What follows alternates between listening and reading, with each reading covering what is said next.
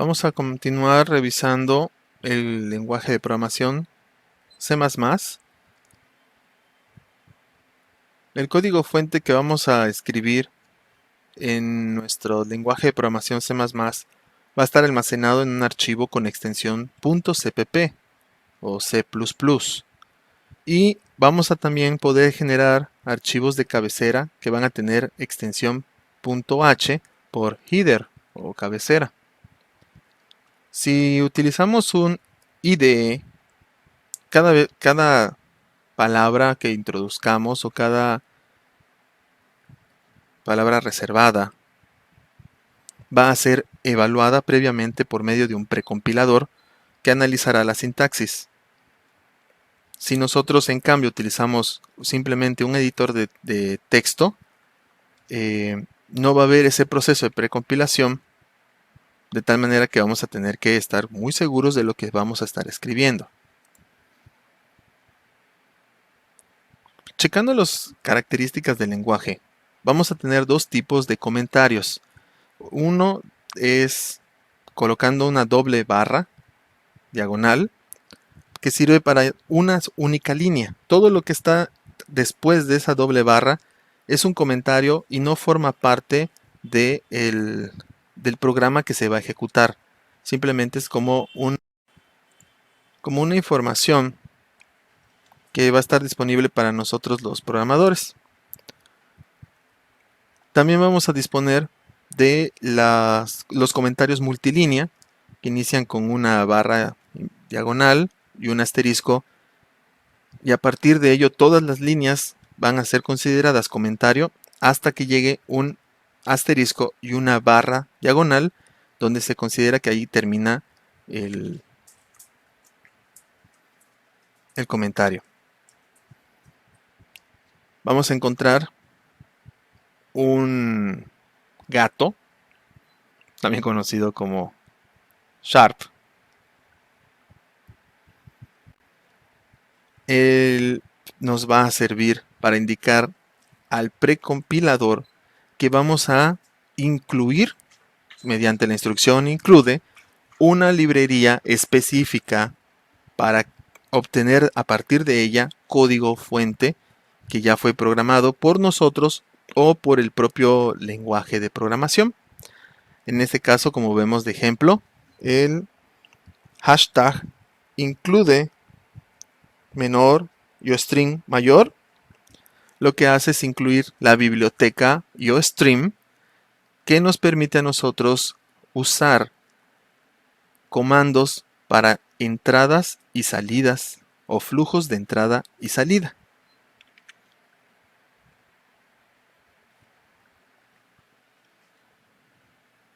Como hemos visto al desarrollar algoritmos, tenemos que poseer nuestro código dentro de la función principal que siempre va a recibir el nombre de main y que puede ir acompañado de argumentos como, en el caso de C, int argc, char, puntero, argb, y ponemos ahí corchetes.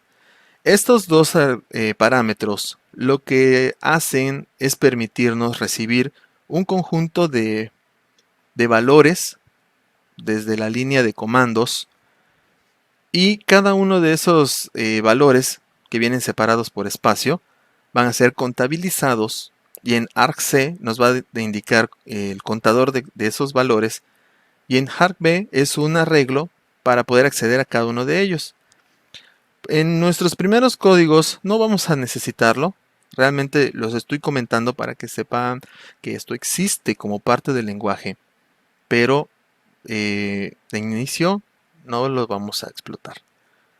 InMain nos está indicando que lleva un retorno de tipo entero.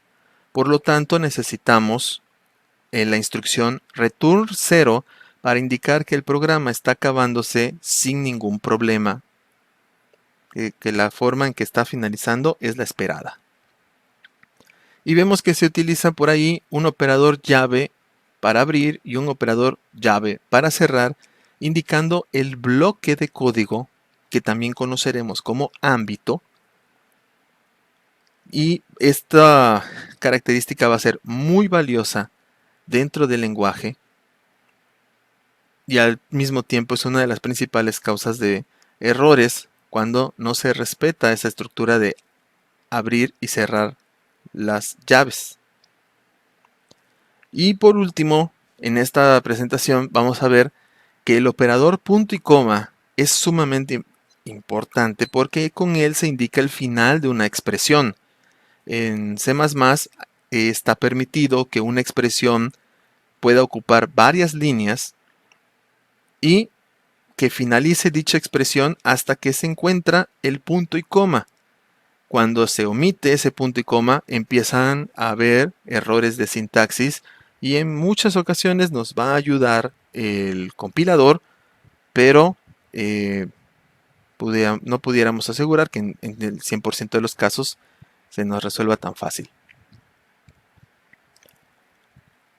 Para la entrada y salida, hemos visto que en Raptor usamos símbolos. Aquí en PCInt utilizamos escribir y leer. En C++ vamos a utilizar por medio de la librería iostream.h de los comandos cin para poder leer desde el teclado, cout para imprimir en el monitor y getLine para también poder capturar una cadena que tenga más de una palabra, es decir, que contenga espacios en blanco y solo considera que la cadena se acabó cuando encuentra el salto de línea que también conocemos como el enter. En cin puede empezar a leer un texto, pero apenas se encuentra un espacio en blanco, un tab o tabulación o un enter, hasta ahí toma ese valor.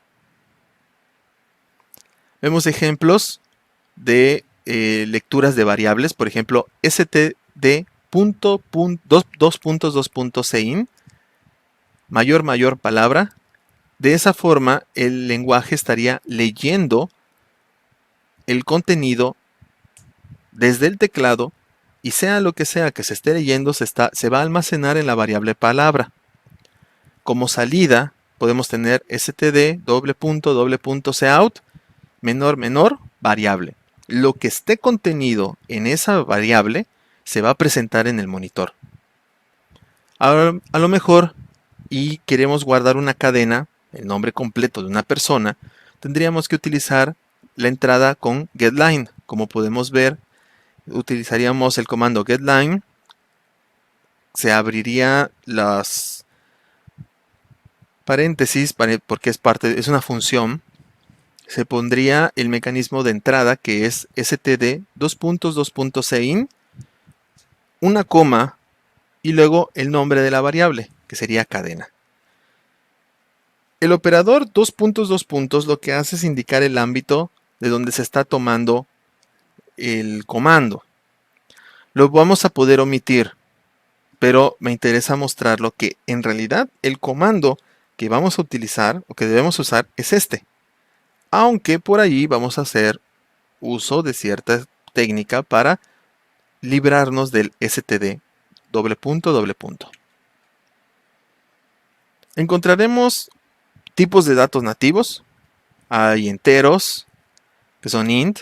Tenemos reales, que vamos a encontrar float, doble, long doble.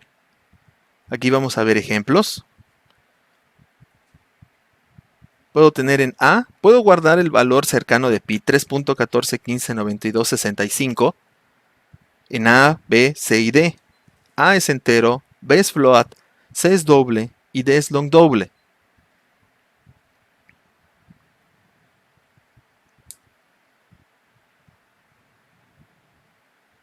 En el recuadro negro se ve la salida del valor que fue almacenado. Y aquí vemos que el primero, que es A, solamente guarda la parte entera. En los restantes, B, C y D, aunque se introdujo después del 9 un 265, solamente se guarda y se presenta hasta el quinto decimal. Mediante un comando que es setPrecision, podemos indicar qué tantos decimales queremos que sean parte de la cadena que se imprima del valor contenido. Vemos incluso si queremos usar la variable precargada como constante, que es m-pi, está guardada en la biblioteca cmat o en mat.h, que prácticamente es la misma. Vemos que ahí esa variable está almacenada como 3.14.15.92.65.35.9. Tenemos caracteres y cadenas de caracteres. Por ejemplo, aquí C es solo un carácter y los caracteres se indican con comilla simple. Aquí luego ponemos una cadena que tiene letras y tiene números y tiene símbolos. Vemos que se declara como std string y vemos que se muestra como dentro de una comilla doble cuando se le establece valor. Con cout imprimimos ese contenido separado con un espacio en blanco y vemos cómo se imprime la A y cómo se imprime el dato que le guardamos en la cadena. Ahí eso es bastante sencillo porque pues hemos hecho cosas parecidas en Raptor y PCInt. Boolean, tenemos el tipo de dato bool que se utiliza para valores lógicos. Un valor lógico solamente puede ser true o false. Y cuando guardemos valores solamente podrá ser true o false, o 1 o 0. Podemos ver que si mandamos a imprimir el A que guardamos true, su equivalente que se almacena realmente es un 1. Y para B que guardamos false, su equivalente es 0. De tal manera que incluso si en lugar de escribir true le asignamos un 1, también va a ser válido. Tenemos punteros o apuntadores, lo vamos a ver cuando estemos trabajando en tercer semestre para lo que son las estructuras de datos. De momento, pues basta con saber que es una referencia a una variable que existe en una dirección de memoria. Si yo pido que se imprima el contenido exacto de una variable puntero, lo que me va a imprimir es la dirección donde está alojado. Si yo a través del puntero hago cambios en la variable, esos cambios se reflejan en la otra variable original. Voy a explicar.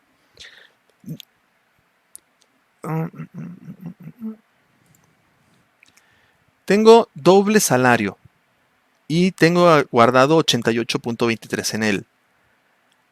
Tengo un apuntador que se llama sueldo y su dirección a la que le voy a asignar es igual a la dirección, y lo vemos aquí con este signo ampersand, salario. De tal manera que en una posición de memoria existe la variable salario y tengo una variable que se llama sueldo que apunta a esa dirección. Se convierte en una especie de alias. Si yo hago cout que me imprima salario y sueldo, vamos a ver que imprime el contenido de salario, que es 88.23, y me imprime el contenido de sueldo, que es la dirección a la que está apuntando. Aquí hago puntero sueldo más 2.5. Lo estoy incrementando en 2.5 a sueldo, pero no sueldo. Se observa el puntero, de tal manera que yo no estoy modificando la dirección a la que apunta, sino el dato que está guardado en esa dirección. Y después imprimo salario y sueldo. Podemos observar que lo que yo modifiqué es sueldo, pero al imprimir salario, vemos que aparece con 2.50 más. Esto es muy potente, muy potente. Vamos a trabajarlo en tercer semestre.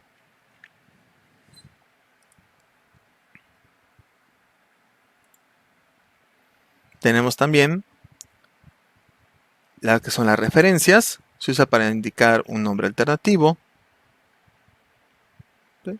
Son también conocidos como alias. Tenemos tipos de datos abstractos, que son las clases. C++ originalmente era un lenguaje estructurado y luego evolucionó a poder manejar orientación a objetos. Entonces, las clases nos permiten crear objetos y lo vamos a ver en segundo semestre. Aquí podemos ver cómo se crea una clase punto que va a contener una X y una Y. Y entonces, cuando yo utilice punto, voy a poder crear variables que asignen coordenadas en X y en coordenadas en Y. Mediante las clases nosotros podemos extender entonces el lenguaje original que fue programado, adaptando nuestros programas a nuestras necesidades y de nuestros clientes. Y quizás uno de los más olvidados, pero muy útiles, es el tipo de dato void, el cual nos indica que no hay retorno de una función o que no hay un dato que se esté esperando o un tipo de dato que se esté esperando para una acción.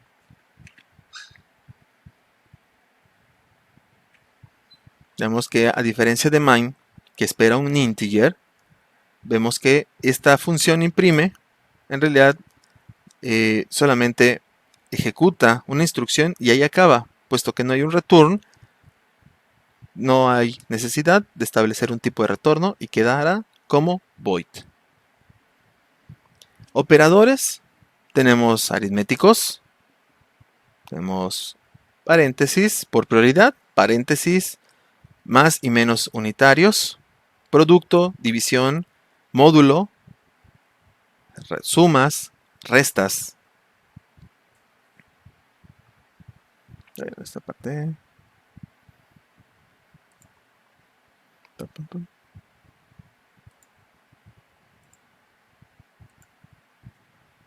Okay. Lógicos encontramos por prioridad, negación lógica o diferente.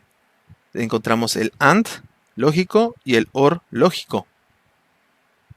Uno sirve de conjunción y el otro sirve de disyunción. Eso ustedes lo estarán viendo en matemáticas discretas. Encontramos operadores relacionales. Mayor, menor que, mayor igual que, mayor o igual que, igualdad, desigualdad. Eso lo hemos venido trabajando. Encontramos también asignaciones. Además de la asignación clásica, que es este símbolo, encontraremos que hay asignaciones que incluyen ya una acción. Por ejemplo, una acción con suma es igual a igual a A más B. Para en lugar de ser este A igual a A más B, simplemente se hace A más igual a B. Y con eso se entiende que A va a incrementarse con el valor que recibe en B. Y tenemos para la resta, para el producto, para la división, para el módulo y para operaciones de bit como AND, OR exclusivo y OR inclusivo.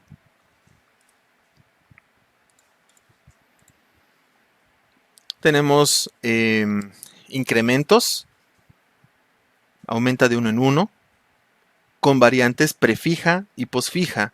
Un prefijo se incrementa el valor antes de que se ejecute la instrucción.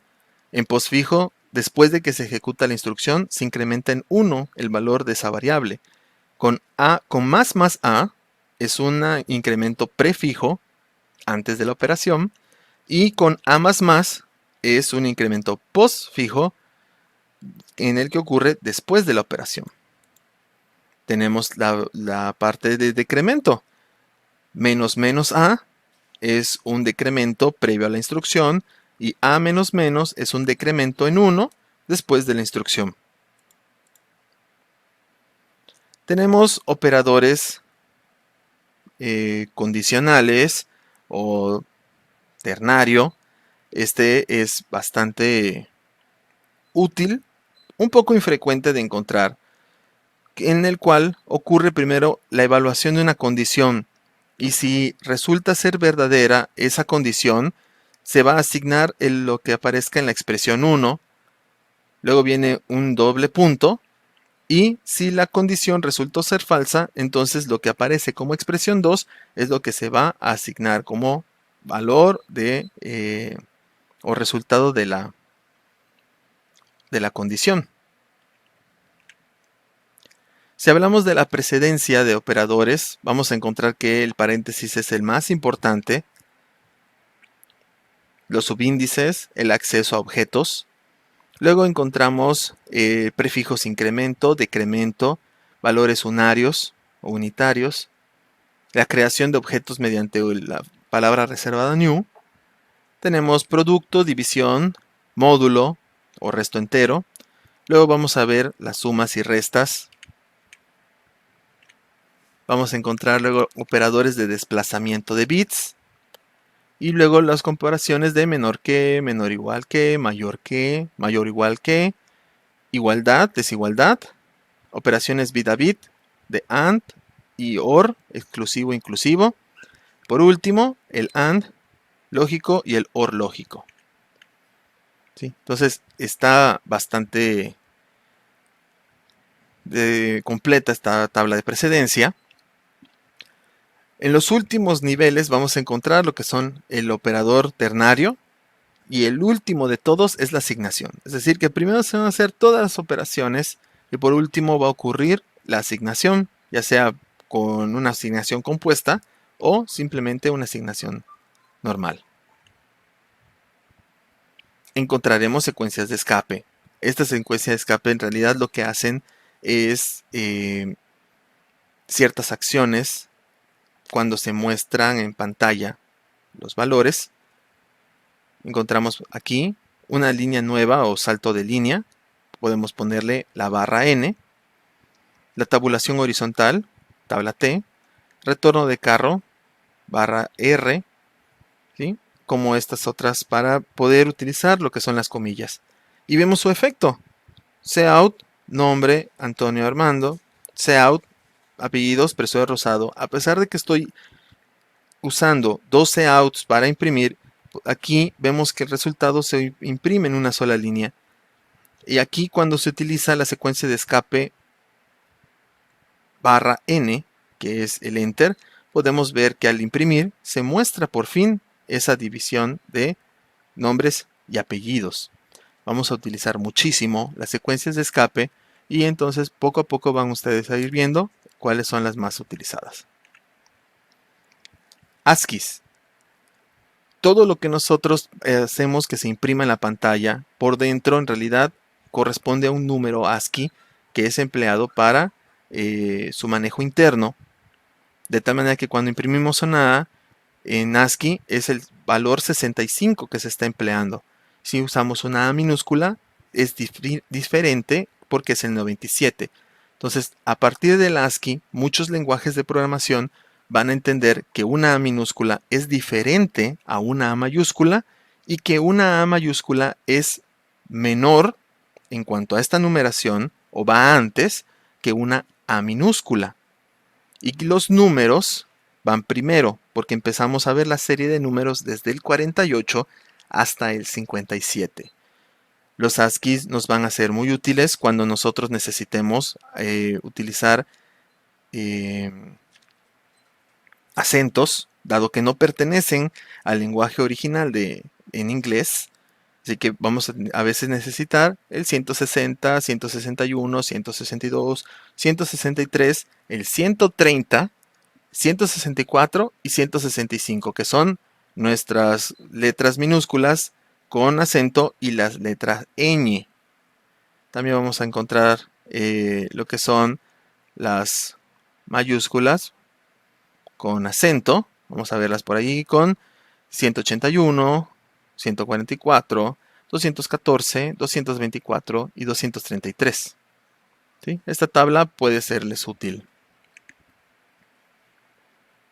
Funciones matemáticas las vamos a encontrar dentro de la librería mat.h, cmat. Así que vamos a tener que incorporar esa librería mediante un include. Y las variables, pues las funciones son seno, coseno, tangente, sus versiones arco, redondeo, que son floor, valores exponenciales, raíces cuadradas, potencias y logaritmos. Podemos generar números aleatorios.